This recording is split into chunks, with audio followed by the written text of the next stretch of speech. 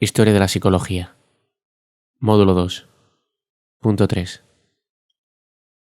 3. La psicología científica francesa. 3.1. Un panorama de la filosofía francesa de la época. Recordad que durante el siglo XVII dominaron en Francia los enfoques racionalistas y espiritualistas derivados de los planteamientos cartesianos, y que en el siglo XVIII la Ilustración francesa dio entrada a las ideas empiristas de Locke, que se transformaron en un proceso de radicalización en el sensualismo de Condillac, por un lado, y en el materialismo de autores como Cabanis, d'Holbach, por el otro. Durante los principios del siglo XIX seguirán de alguna forma estas tendencias teóricas, recuperándose la atacada tradición racionalista, que se remodelará en una orientación psicológico-espiritual encabezada por François Maint de Biran. Partiendo de la escuela espiritualista de este autor y bajo su mismo marco conceptual, encontramos a importantes filósofos franceses que serán conocidos como pertenecientes a la escuela ecléptica francesa. Podemos sintetizar la escuela ecléptica francesa como un movimiento teórico de corte metafísico-espiritualista que centró la problemática psicológica dentro del clásico dominio de las facultades mentales e insistió en que el único acceso metodológico para el estudio de las funciones psíquicas era la introspección. Contemporáneamente y paralelamente a estas teorías sustentadas por la escuela ecléptica, existe otro movimiento teórico de orientación crítica y naturalista, el positivismo, representado por Auguste Comte. El positivismo pretendió excluir la problemática psicológica del dominio metafísico e integrarlo en el de las ciencias naturales, argumentando la necesidad del uso del método científico. 3.2. Tudel-Ribot, pionero de la psicología científica francesa. Para algunos historiadores franceses, en la figura de Ribot, se centraliza y aúna el inicio de la psicología científica de su país, no solo porque fue quien intentó independizar de la psicología,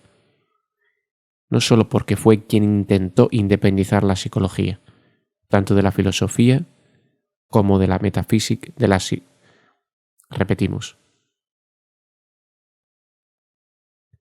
Para algunos historiadores franceses, la figura de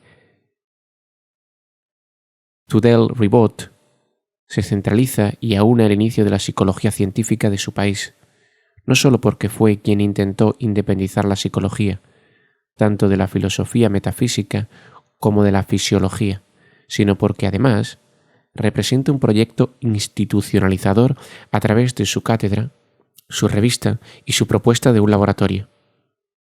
La acción de Ribot nos recuerda a la que emprendió Wundt en Alemania.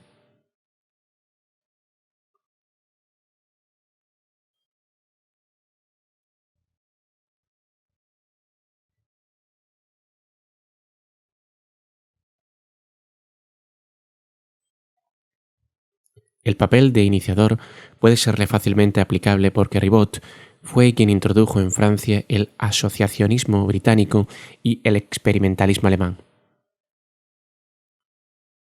En el contexto docente, deberíamos conocer que Ribot fue inicialmente un profesor de filosofía que enseñaba psicología. A partir de 1885, fue profesor del curso complementario de psicología experimental que impartía la Universidad Parisiense de la Sorbonne, y en 1888, en el Collège de France, Colegio de Francia, ocupó la cátedra de psicología experimental y comparada. Pero su tesis doctoral, en la que podemos ver expuestas su posición teórica, fue anterior a su trayectoria docente en París. En L'Hérédité psychologique, título que le dio a su tesis, aparecían en forma explícita hipótesis de carácter naturalista y reduccionista. En ella afirmaba que los procesos mentales seguían las leyes de la herencia. Para él, la vida psíquica no era sino un nivel más de la vida orgánica, en concreto de la actividad nerviosa cerebral. En consecuencia, la herencia psíquica era un caso de herencia biológica. Como hemos visto, hasta aquí, Ribot estaba comprometido con la ciencia positiva. Creía que la psicología pertenecía al dominio de la biología y que su forma de progreso era el método científico. Ribot se interesó mucho por las enfermedades mentales. Bajo la influencia de su amigo Charcot, emprendieron investigaciones para aclarar los procesos de regresión y descomposición de los estados psíquicos normales, confirmando el principio del médico y fisiólogo inglés Jackson. Concluyó sus estudios con la ley de la disolución y la ley de Ribot, que afirma que los procesos de desorganización siguen un orden, en el sentido de que las funciones psíquicas últimamente adquiridas desaparecen antes que las antiguas, y las funciones complejas desaparecen antes que las sencillas. Repetimos. Ribot se interesó mucho por las enfermedades mentales. Bajo la influencia de su amigo Charcot, emprendieron investigaciones para aclarar los procesos de regresión y descomposición de los estados psíquicos normales, confirmando el principio del médico y fisiólogo inglés Jackson. Concluyó sus estudios con la ley de la disolución, o ley de Ribot, que afirma que los procesos de desorganización siguen un orden, en el sentido de que las funciones psíquicas últimamente adquiridas desaparecen antes que las antiguas, y las funciones complejas desaparecen antes que las sencillas.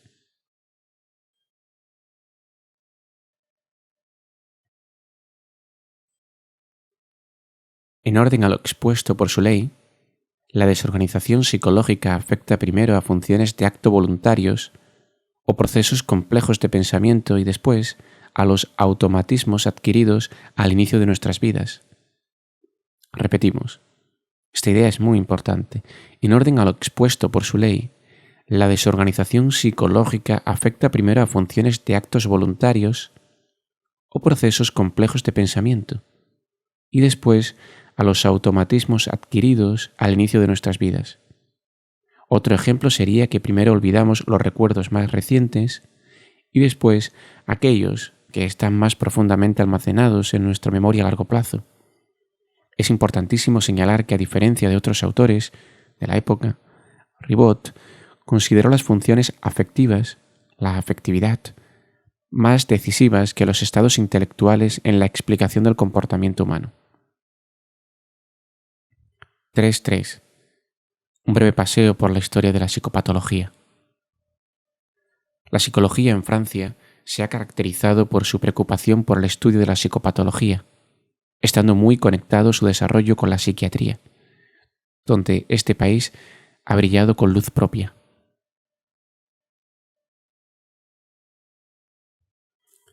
Iniciemos nuestro paseo por la conceptualización de lo que es la enfermedad mental por la consideración que se tenía de ella en la Edad Media. En este periodo podían ocurrir dos circunstancias. Por un lado, que el origen del trastorno conductual, el comportamiento observado en el sujeto, fuera imputado a la voluntad del hombre. En consecuencia, al ser el responsable de sus actos, era castigado en relación a su culpa. La enfermedad mental como tal no existía. Si el hombre había realizado un acto criminal, debía ser sometido a condena carcelaria. Por otro lado, podía darse que el trastorno conductual fuera imputado a una posesión diabólica o a un producto de la brujería. En este caso, la consecuencia inmediata era que el hombre era exorcizado en nombre de Dios o quemado por brujo de la Santa Inquisición. Quemado por brujo por la Santa Inquisición. En el Renacimiento, el desarrollo anatómico médico produce que la enfermedad mental sea atribuida, genéricamente, a factores ajenos a la voluntad del hombre, y empieza a considerársela como enfermedad.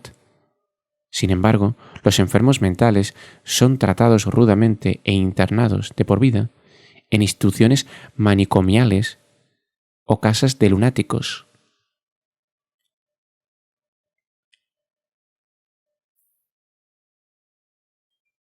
La revolución en el tratamiento de los pacientes mentales y, por tanto, en el progreso de la psiquiatría y de la psicología clínica se produjo gracias al esfuerzo del médico francés Philippe Pinel, autor de un llamamiento en favor del trato humanitario de los enfermos mentales. Otro destacado psicopatólogo francés fue Jean Esquirol, discípulo de Pinel, quien desarrolló aún más las técnicas diagnósticas y nosológicas, siendo el primero en realizar la enseñanza formal de la psiquiatría. Fue también el primero que describió de forma precisa la idiotez, y también empleó de un modo aplicado a la psiquiatría el término de alucinación. Otro concepto introducido por él, la monomanía, fue un anticipo del concepto de esquizofrenia. Entre los intentos emprendidos por considerar el campo de la psicología de lo anormal, del enfermo mental al del discapacitado psíquico, como algo científico que podía ser estudiado de forma natural, ocupan un lugar relevante diferentes médicos franceses del siglo XVIII, siglo XIX, destacando Charcot en la escuela parisiense de la Salpêtrière y Berenheim en la escuela de Nancy, ambas interesadas en la explicación de la problemática de la histeria, la sugestión y el hipnotismo. 3.4. Jean-Martin Charcot, padre de la psicología clínica francesa. En el marco de la psicopatología francesa de finales del siglo XIX, destaca por su brillantez Jean-Martin Charcot. En la escuela parisiense de la Salpêtrière, este autor ha sido considerado por los historiadores de la psicología como el verdadero padre de la psicología clínica francesa. Su primer descubrimiento en esta área fue fruto de una singular casualidad.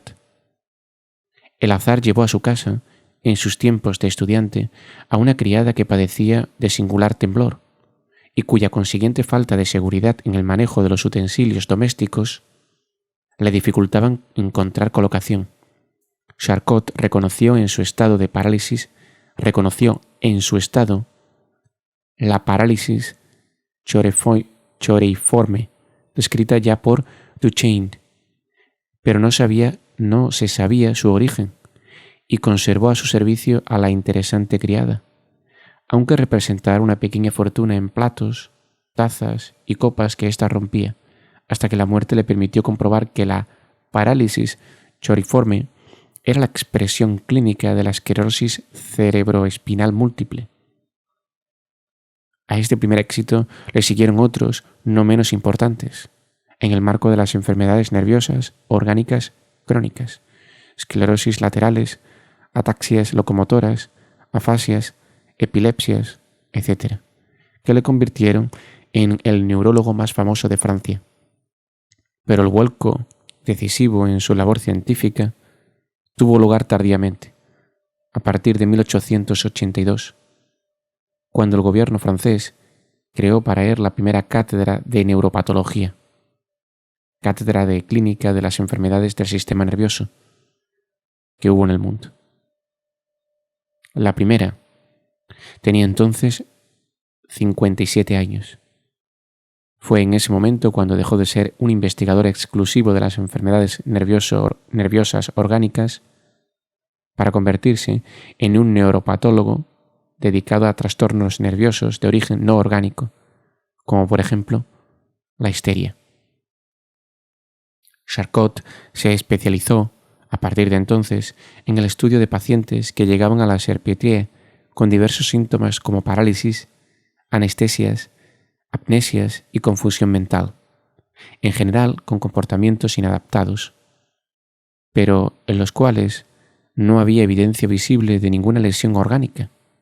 Es decir, los síntomas observados eran causados por factores psicológicos. La mayor parte de los pacientes eran mujeres histéricas, y sus análisis le llevaron a creer en el sexo como uno de los factores psicógenos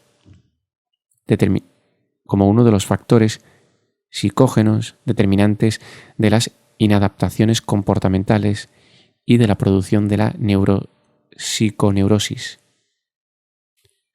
Por otro lado, dado que los histéricos y los epilépticos estaban ingresados juntos en la Salpêtrière y había una gran confusión entre uno y otro diagnóstico, Charcot se decidió a trabajar en la determinación de las características de la gran histeria.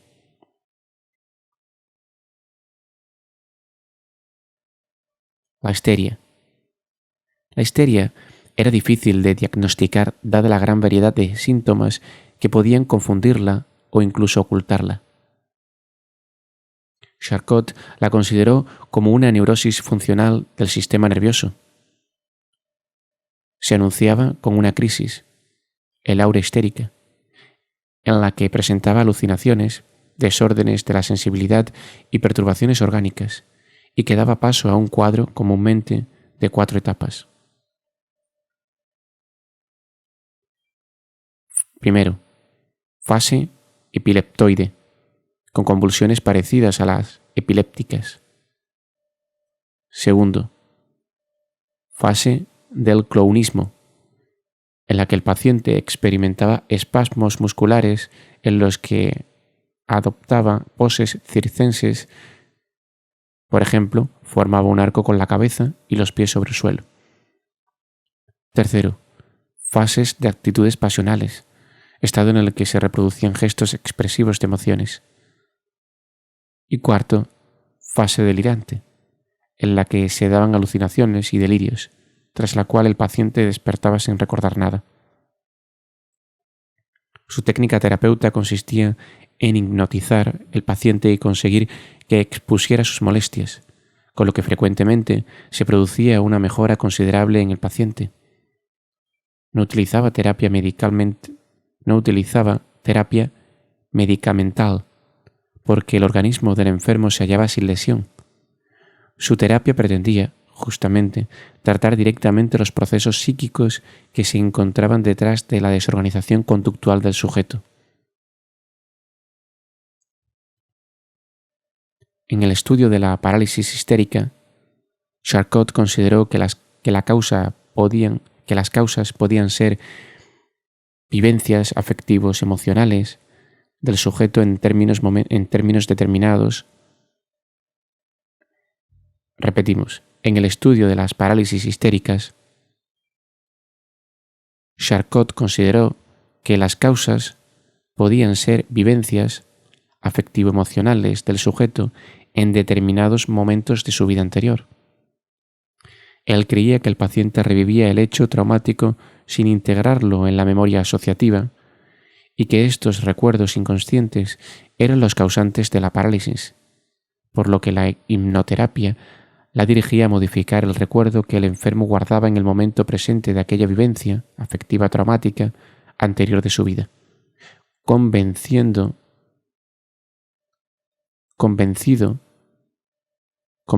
el terapeuta al paciente en el trance hipnótico de que sus funciones orgánicas paralizadas podían funcionar normalmente. 3.5. La Escuela de París.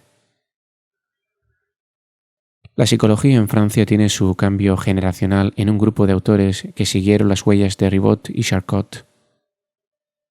A este conjunto de autores, desligados de hecho entre sí, se les conoce como la Escuela de París y sus miembros más representativos fueron Pierre Janet, Georges Dumas, Alfred Binet, Henri Pailleron.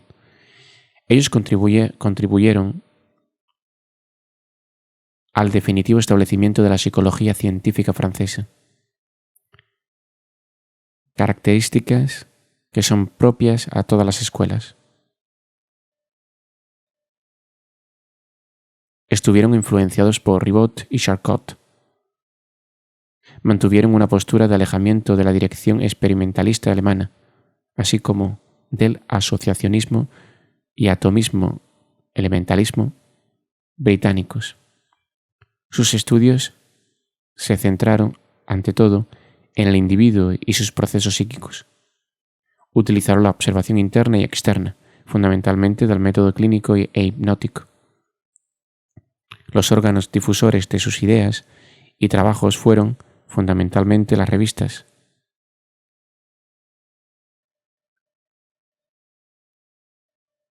Vistas estas ideas generales, comunes a toda la escuela de París, a continuación vamos a destacar brevemente algunos de los rasgos fundamentales de sus principales componentes. Pierre Janet, probablemente el psicopatólogo más famoso de Francia, trabajó a fondo sobre la hipnosis y la histeria, incluyéndola dentro de la neurosis y diferenciándola de la psicatasnia.